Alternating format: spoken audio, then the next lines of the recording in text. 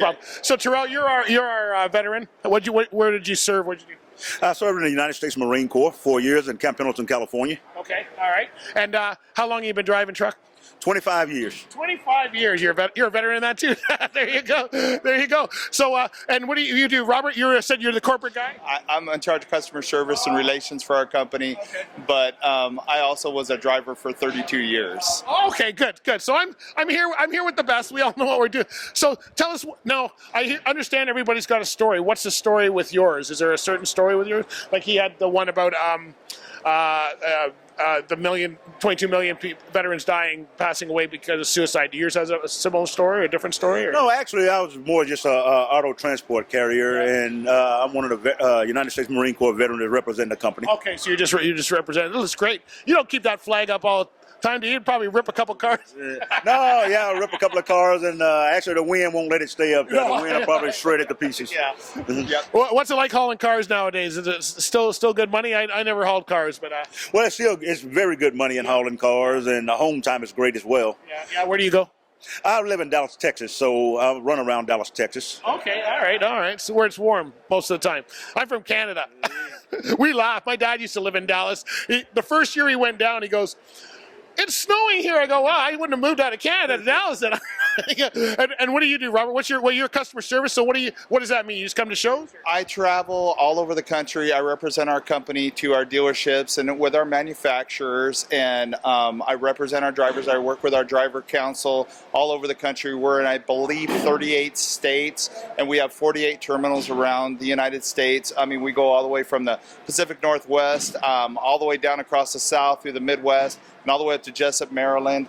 It's an awesome network. We have a bunch of great drivers like Terrell here, and that make our company just flow. And being a veteran myself of driving, it is just it's a privilege to be where I'm at right now, after being in the industry for so many years and devoting my whole life to the industry.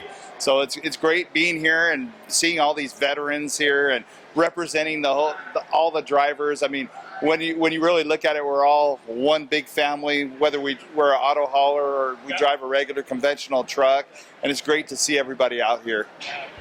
What's the biggest issue that you see with veterans? I hear there's challenges when they come back from employment or whatever. So what do you see as?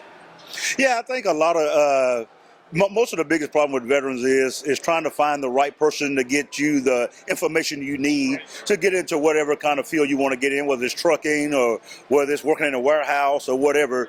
Getting the information to the veteran is one of the biggest things. Okay.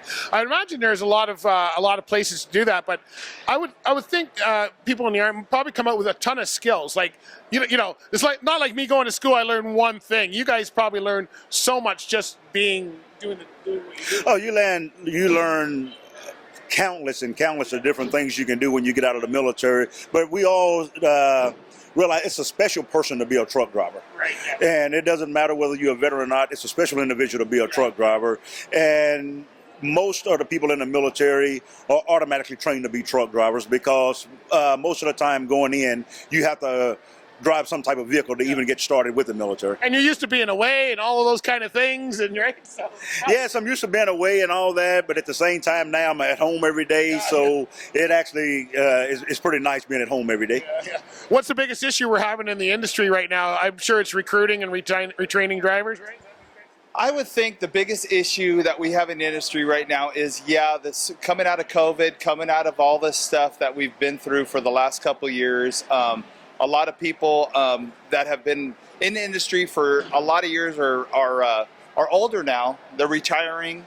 Not as many people coming into the industry straight away. So I think that's one of the things that people sometimes the misnomers are that the trucking industry, that being a truck driver, you don't make a good living or something like that. But these guys, and for my whole career, it's been a great living. I mean, I started out wanting to be in the law, and I went ahead and went to school for it, and I was driving and happened to be blessed with working for a company that got me my license, and I was making so much money that my degree wasn't going to make me as much money, so I went ahead and stayed driving a truck. So I think I think that's the biggest challenge is the lack of people right now, and getting people motivated to be drivers, and understanding that it is a great living and you can provide a great life for your family. I agree. I drove for 25 years. I've been out of the seat since 2006, but I'm still doing trucking podcasts and stuff. Like I'm still in the industry. I'm still at the show. So thank you very much for all you've done and your time, and thank you very much for talking with me. It's been great, and you guys keep doing good work. It's a nice looking truck, man. Thank you. Let me get a picture of you guys before you go.